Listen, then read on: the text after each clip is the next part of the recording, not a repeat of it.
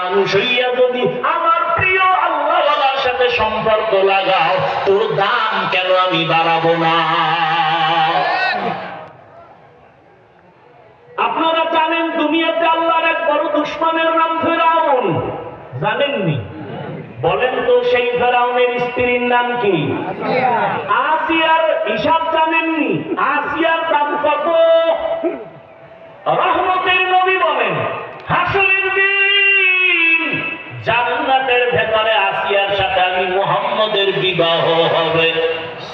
সুবহানাল্লাহ। না কিয়ামতের ময়দানে আসিয়া তোমার বেঈমানের ঘরে থেকে আবার মালিকরে কেমনে খুশি করলো? ও সন্দীপের মা বোনেরা, কিয়ামতের দিন এত কঠিন, সূর্যের গরমে মাটির জমিন হবে তামা, এর পুরা জমিনটা হবে কিয়ামতের মাঠ, আর বাইতুল মাকদিস সিরিয়ার জমিন হবে আল্লাহর বিচারালয় আদালত। কেউ বলেন বাইতুল্লাহর পাশে আরাফার ময়দান হবে, তবে বিশুদ্ধ মত হলো সিরিয়ার জমিন। আল্লাহর আদালতে সব নারী পুরুষ উলঙ্গ দাঁড়াবে, সূর্যের গরমে জমিনটা তামা হবে, জাহান্নামের চিৎকার, হাসরের ময়দানটা থরথর করে কেঁপে উঠবে। ওই কঠিন সময় নবী বলেন জান্নাতের একটা দরজা খোলা হবে, আর দরজা দিয়া 8 জন ফেরেশতা 4 জন নারীকে বারবার ডাকবে। 4টা নারী বলবে আসো, জান্নাতের মেহমান খানা রেডি, কোনো হিসাব লাগবে না। 4 জন নারীকে বারবার ডাকবে। ওই 4 জন নারীর মধ্যে ভাগ্যবতী এক নারী হবে ফেরাউনের স্ত্রী আসিয়া। ও আমার মা বোনেরা, ও আম্মা জান, আপনার স্বামী তো ফেরাউনের মতো খারাপ না, আপনি কেন নামাজ পড়তে পারেন না? ওই আসিয়া এত দামি হয়ে গেল, এত বড় বেঈমানের ঘরে থাকিয়া টাকার অভাব নাই, ক্ষমতার অভাব নাই, অলংকারের অভাব নাই, কিন্তু সব ছাড়িয়া আমার মালিকের আপন বানাইয়া নিয়েছে। আমার আল্লাহকে এত মহব্বতের বন্ধনে নিলেন। সূত্র কি? ওই মুসা নবীর ছোঁয়া লাগছে, ছোটবেলা লালন পালন করেছিল, ঘটনা জানেন না? আসিয়ার ঘরেই তো মুসা নবী বড় হয়েছে, লালন পালন হয়েছে, ওই নবীর ছোঁয়া লাগছে সৎসঙ্গে সর্বদাস।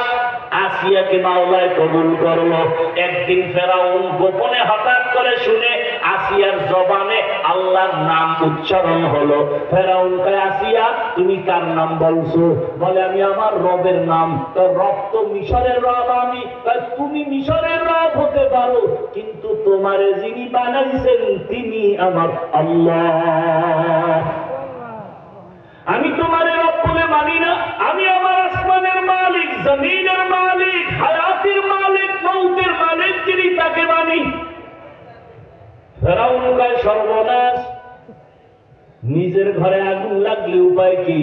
তুমি যদি আমারে খোদার স্বীকার না করো, আমারে খোদাগিরির দাম নাই। আসিয়া রে, একবার হলো আমারে খোদা বলা লাগবে। আসিয়া কয় যে আল্লাহরে আমার মহাব্বত সব দিয়া দিলাম, ইমান দিয়া দিলাম, ওই আল্লাহর বিরুদ্ধে গিয়া তোমারে একবারও রব বলে মানব না। এত বুঝাইয়া ফেরাউন যখন ব্যর্থ, শেষ পর্যন্ত কয় আমার কানে মুক্তা লাগাইয়া আস্তে করে একটু আমারে রব বলে স্বীকার করো। আসিয়া কয় ফেরাউন তুমি জানো না আল্লাহ পাকের আমি এমন ভাবে মহাব্বত করি, মিশরের মানুষ তোমারে ফাঁকি দিতে পারে, আর আমি এমন রবের বান্দি যে রবের কেউ ফাঁকি দিতে পারে না। ফেরাউন যখন দেখলো আসিয়ার লাইনে আনা যায় না, এবার ফেরাউন কঠোর হয়ে গেল, শাস্তি দেওয়া শুরু করলো। ফেরাউন বলে আসিয়ার খানা বন্ধ করে দাও, রিমান্ডে দাও, থাকার বিছানা ভিন্ন করে দাও, কষ্ট দিতে থাকো, ঠিক মতো খানা দিবা না, ঘুমাইতেও দিবা না। শাস্তি শুরু হয়ে গেল। আসিয়া একা একা কাঁদে আর বলে হে মালিক, ও আল্লাহ তোমার মায়া, তোমার মহাব্বত অন্তরে জমাবার কারণে আজ আমার ঘুমানের বিছানা নাই। এত বড় ক্ষমতাওয়ালা পাওয়ারওয়ালার ঘরে থাইকা বিছানাও পাইলাম না, খানাও ঠিক মতো দেয় না। ও আল্লাহ তোমার কাছে আমার দাবি ধৈর্য ধারণ করার তৌফিক দাও। আমার খানা লাগবে না, বিছানা লাগবে না, আমি তোমারে যদি পাই আমার দিল ঠান্ডা হয়ে যাবে। মাওলার মহব্বত বড় কঠিন জিনিস। ওরে নবীর উম্মতেরা, আর ফেরাউন এত কষ্ট দিয়েও দেখে আসিয়াকে নরম করা যায় না। মহিলা যদিও নরম, তবে ঈমান তার বড় তাজা, এত তাজা। এবার ফেরাউন বলে, আসিয়া আমারে রব বলবি না? বলে না, বলে ফাঁসি দিব, ফাঁসি। বলে আমাকে ফাঁসি দাও, কোনো ভয় দেখায় লাভ নাই। মুসলমান যেই কদম দিয়া সামনে আগায়, কোন বেঈমানের ভয়ে সে কদম আর পেছনে ফিরাইয়া নেয় না। আসিয়া কয়, আমি তোরে রব মানি না। বলে ফাঁসি হবে, বলে দাও। ফেরাউন শেষ পর্যায়ে তারিখ করে ফেললো, মিশরে ঘোষণা দাও, খোদা ফেরাউনের স্ত্রী আসিয়ার ফাঁসি হবে, শুলিবিদ্ধ করা হবে। হাজার হাজার মানুষ মিশরের ময়দানে আছে খোদা ফেরাউনের স্ত্রীর ফাঁসি দেখার জন্য।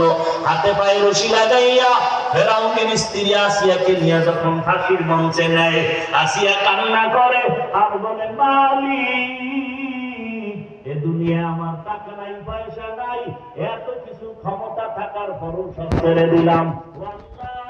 তোমার থেকে যেন আমি আলাদা হয়ে না যাই, তোমারে না নিয়ে আমি ফাঁসির মঞ্চে যাব না, কবরের মোলাকাতে যাব না, তুমি ধৈর্য ধারণের তৌফিক দাও।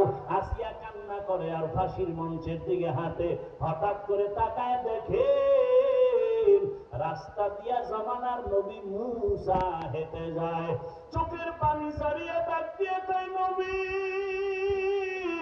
আপনি জানেননি আবার কি হালাত? বলে জানি, সব জানি। বলে আপনি রবের সাথে তুর পর্বতে গিয়া কথা বলে আসছেন, এখন আমার বিদায় বেলা ফাঁসি হয়ে যাবে, একটু বলেন আমার রব আমার উপরে এখন খুশি নাকি বেজার? মুসা নবী চোখের পানি ছাড়িয়া কয়, আসিয়া তোমার ইমান আমার মাওলার কাছে এত কবুল, আমার আল্লাহ তোমার উপরে এখন বড় খুশি, কোনো চিন্তা নাই। আসিয়া শুনিয়া দেরি না করিয়া দুই ফোঁটা চোখের পানি ছাড়িয়া আসমানে হাত উঠে একটা চিৎকার দিছে কোরআনের আয়াত। আসিয়া ডাক দিয়া কয়, ক্বালাত রাব্বি ইবনি লি ইনদাকা বাইতান ফিল জান্নাহ। ও দয়ার মালিক,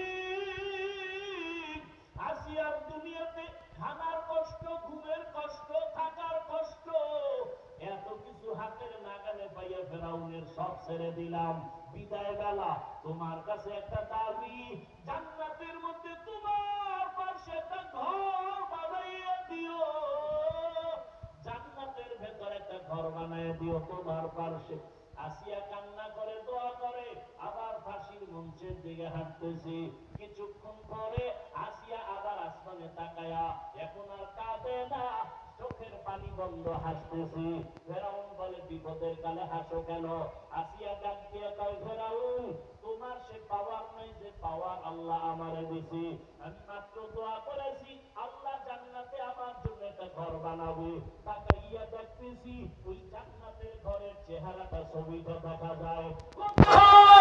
লক্ষ ফেরেশতারা অপেক্ষা করে আমার রূহটা মাওলার মোলাকাতে জান্নাতে নিয়ে যাবে, তাড়াতাড়ি আমারে ফাঁসি দাও, আমি আমার মাওলার কাছে চলে যেতে চাই।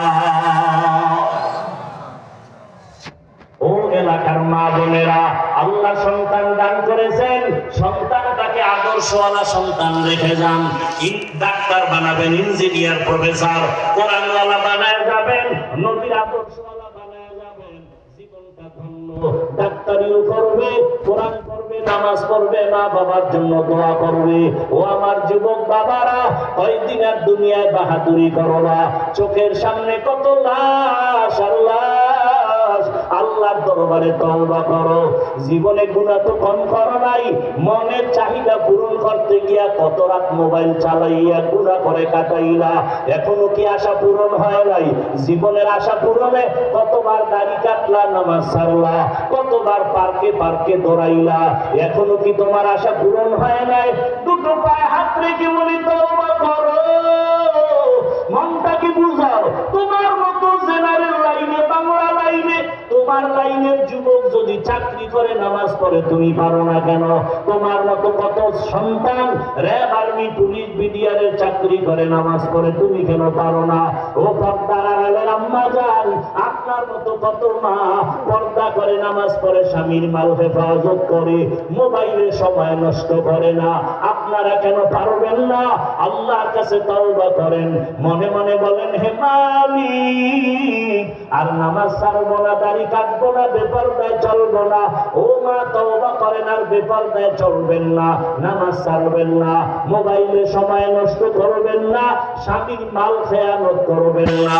যুবক, যদি তওবার নিয়ত করো, মনে মনে আল্লাহকে বলো, হে আল্লাহ, আমার মতো যুবক যদি নামাজি হয়, আমি কেন পারবো না?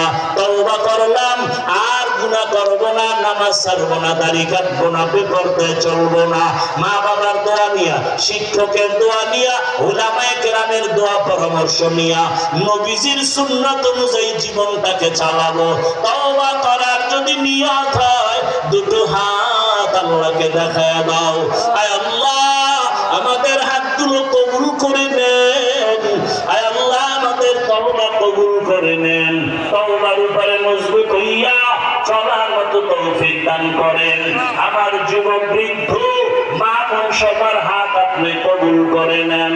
মরণ পর্যন্ত সুন্নাতওয়ালা জীবনে চলার তৌফিক দান করেন, গুনাহমুক্ত জীবনে চলার তৌফিক দান করেন। আমিন। আল্লাহ সবাইকে কবুল করেন। আরো মহাব্বতে বলি, সব বয়ানের মূল মনে আছে দোয়া। কি দোয়া? বাবার জন্য, মায়ের জন্য,